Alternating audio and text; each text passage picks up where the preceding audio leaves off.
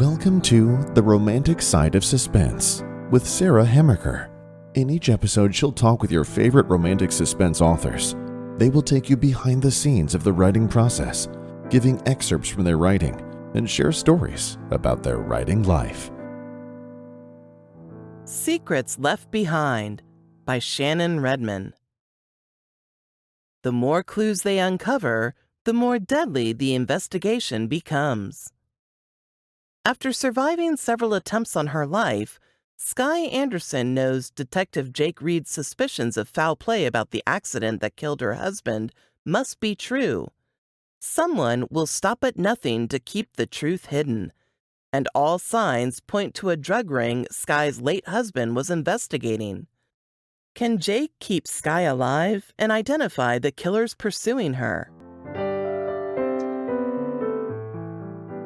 Hi, and welcome to this episode of The Romantic Side of Suspense. I'm Sarah Hamaker, your host, and I'm so glad you joined me. Today I have with me Shannon Redmon, and you can read more about her in the links to this podcast. But thanks for joining me, Shannon.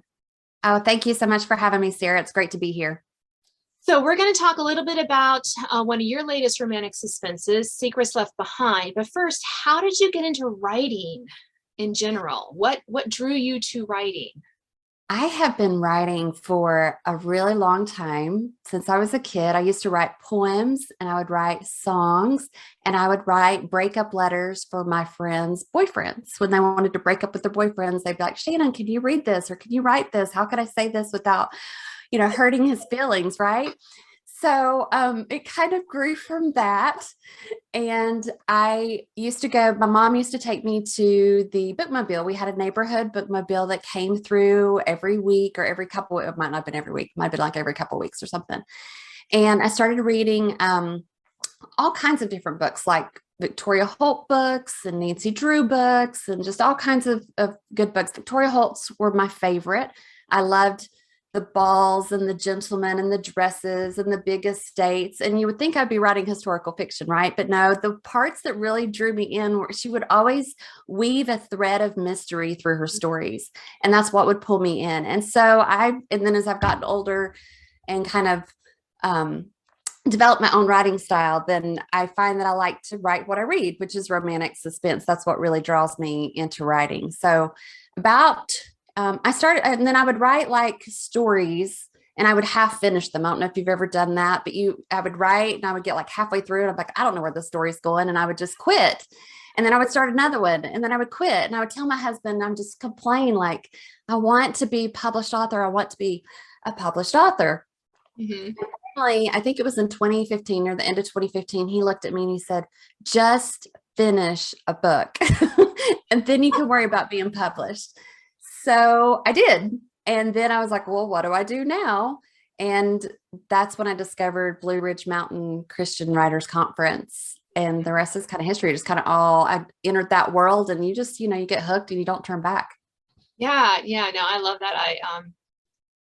I think I should do a poll on Facebook from all the authors, Christian, who read Victoria Holt. I think we all did. I'm just totally with you going, yes. She's fantastic. I go back and read her now though. And I'm like, oh my gosh, she's head hopping all over the place in her stories. And I'm like, all the things they tell us not to do now, she made it into an art form. So she did. Yeah. That's just funny. Anyway, you're not the only one. I was a huge fan too. Read so many of those books. And Grace Hill, I read a lot of hers too. Yes. Anyway, I think it's always interesting, you're talking about not finishing a book. I mean, that was, I really think that's what separates those who want to be writers and those who are writers. Right. I mean, because for years I was the same way. I would just be like, this one's not working. Let's go with the shiny new one. Woo! This has all the possibilities and none of those crazy mistakes. And then I realized I just needed to write a whole thing, whether I did anything with it or not. I needed to write the end and not just write it in the middle when it wasn't really the end, but the real story finish. And right. And I found that the National Novel Writing Month really helped me. Oh, right. Nano. Yeah. Yeah. So I I write mine. started, Yeah. yeah, I started doing that where you write 50,000 words in the month of November, which is for those who don't know, Love Inspired and Love Inspired Suspense, they're supposed to be about 55,000 words. So this was like, Sure. could be a complete story. I just found that exercise, winning a couple of times just really helped me to get through that mucky middle and Yeah. Murky middle. Yeah. yeah, those, in those books, there's many of them that will never see the light of day. Every once in a Oh, while, no. yeah, if I have a little time, I'll go back and I'll look at one. I'm like, that wasn't too bad, but I'm like, nah, I'm still not ready to rewrite the thing. Yeah. You must, mine need to just completely start over probably. When I look back at those first manuscripts, and I'm just almost horrified that I even showed that to anybody. And funny how you think you know how to write, and then you learn how to write, and you're like, I didn't have a clue when I first started writing, but you learn, and that's what's really cool about it. Well, if you talk to any writer who has been writing for a while, even the ones that we kind of look up to, the ones who hit the bestseller lists, and the ones that have a lot of contracts all the time and all that kind of stuff, they'll go back and every once in a while they'll get the rights back to some of their earlier books, and they're like, oh, I have to rewrite this. This is like, and I see that on some of the listservs, that author listservs email groups that I'm in, and that just makes me smile and feel like I'm a part. Okay, yes, okay, I'm not the only one who looks back at my earlier writing and goes, Yeah. oh, that's just awful. You're not alone. You're not alone. I'm and the that's same way. comforting because it shows that we all are constantly growing and evolving and becoming better. And I think that's just such a wonderful, wonderful thing to think about, that my first book is not going to be as good as my current book, which is not going to be as good, hopefully, as my future book. Yes. Yes. And that's what I think I love about writing, is that it's a constant improvement process. You get better, and you continue to learn, and you continue to practice, and you continue to grow as an author. That's part of one of the things that I love so much about writing. So Yeah. And you mentioned also conferences. And I think it's always a good idea to, continue to attend conferences. I had someone ask me, and they weren't arrived, like, well, why do you keep going back? And I'm like, well, there's always stuff to learn. And as you meet more author friends, you want to see more people, and you want to talk about the craft. You just never know what those connections are going to bring. But there's always something to learn. Not every conference has, like, every class is going to be beneficial to me or to you, but there are some classes that, okay, well, maybe I don't need to know how to show, not tell, but there's other things that I could learn and I could glean. And having that open mind, I think, what really, like you said, makes writing exciting. Yeah. And the business of it, there's there's a creative side to it, and there's a business side to it. And I think I've learned more probably in the last year or so about the business side of it, the publishing side of it. Obviously you still learn the creative side as well, but there's a huge business side. And that's, for me, I tend to be drawn to those classes now as I kind of continue in that writing path. I've drawn more to the marketing classes and the business side of things. So that's kind of neat to see those classes. I hope those continue to be, given at the conferences that we have. So. Yeah. And I know, although I'm sure I am not the only writer who but would not mind a return to the write a book and send it off, and that's all you have to do. I would love to give up the marketing piece of it. Yes, I know. And it was several years ago, and I realized, I need to stop dreading the marketing, and I just need to just go, I get to market a book, and I get to help people to recognize and find me as a writer. And I forget who said this, and I wish I could remember, because I want to give this person credit because it was brilliant.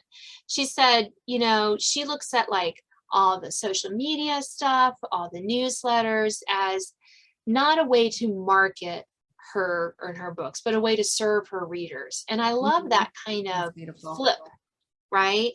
And I think, okay, well, yeah, how can I serve readers or other authors with this information? How can I maybe make their day a little bit brighter because they got an email from me, they're on my list or whatever. And that really helped transform it. I mean, there's things I Absolutely. still don't love about them, but there's things that I feel better about doing for the market. Absolutely. Yeah, absolutely. I think every communication is an opportunity to share with others and to serve others. And also for me, it's to share my faith in Mm. Christ. So, every story I write, I want that him to be, at the forefront of that. I want Jesus to be at the forefront of that. And that goes with the marketing as well. And the newsletter, like you said, the newsletters and the social media posts. And yes, we have to put our books out there, but if I can draw one person closer to him through a story or through an encouraging word through a newsletter, then that to me is eternal treasures in heaven.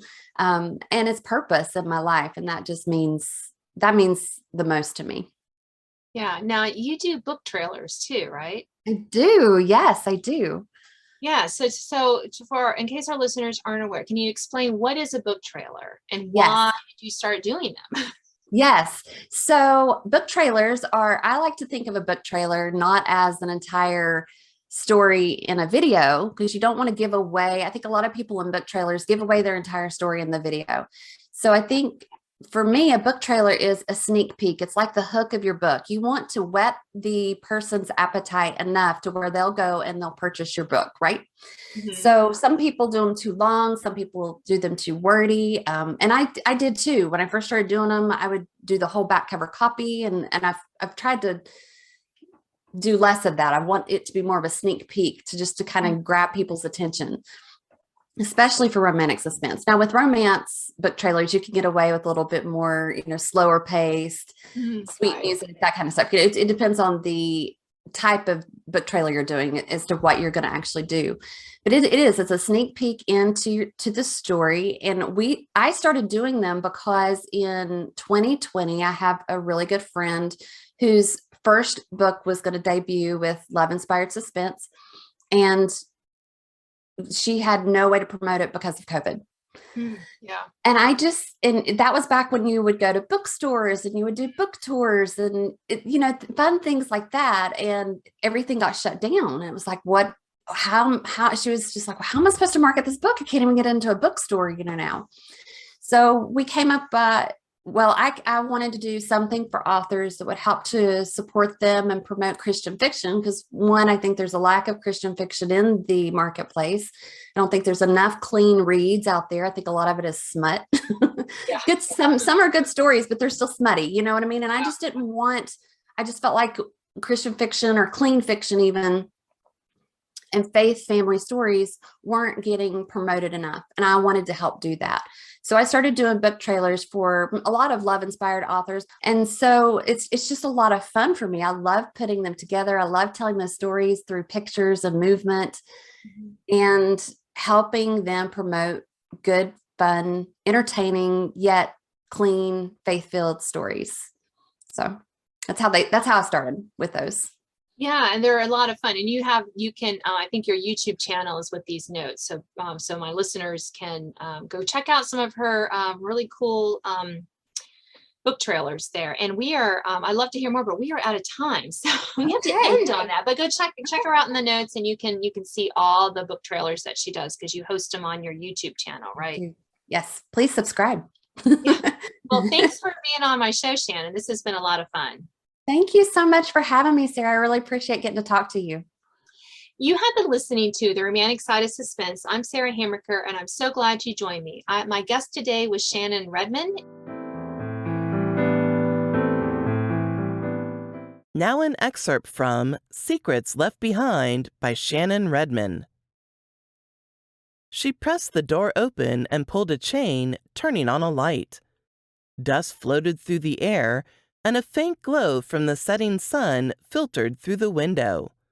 The smell of sawdust filled the space, and scraps of wood littered the floor around a beautiful antique dresser seated in the middle of the room. "Is this the piece Jake's repairing for you?" Sky asked. "Sure is. Isn't it beautiful? My great-grandmother gave the dresser to my grandmother, and my grandmother to my mother, and then to me. He only has one more sanding and a final coat of sealer, then it will be finished." Sky ran her fingers over the smoothed wood grain Jake's hands had restored. I never knew he was so talented. I'm not. Both women spun around at Jake's voice. He stood in the doorway, his hands folded across his chest. He shot a glance toward his mother, then refocused on Sky. I didn't know you planned to come by. His words seemed tense, and heat rushed to her face. When you didn't show for Rami's party, I wanted to see if you were okay. Your mom was showing me around. I love all the improvements you've made to the place. The house and gardens are beautiful. He let his gaze linger on her for a moment, and she shifted her weight underneath his observation. Good to hear. Should make the place easier to sell. Miss Reed straightened at his statement. What are you talking about? We're not selling this place. Mom, we'll talk later about this. Right now, Sky, if you don't mind, I'll walk you to your car. She dusted her hands against her jeans and gave Miss Reed a quick thank you, then moved past Jake into the night air. Lightning bugs danced through the field in front of her, elusive and out of reach, similar to the man still inside. Jake removed the tarp covering the wooden rocking horse he'd made for Romy and carried the gift onto the patio. Sky stood with her back to him, staring at the dark field beyond his front yard. She turned, folded her arms across her chest.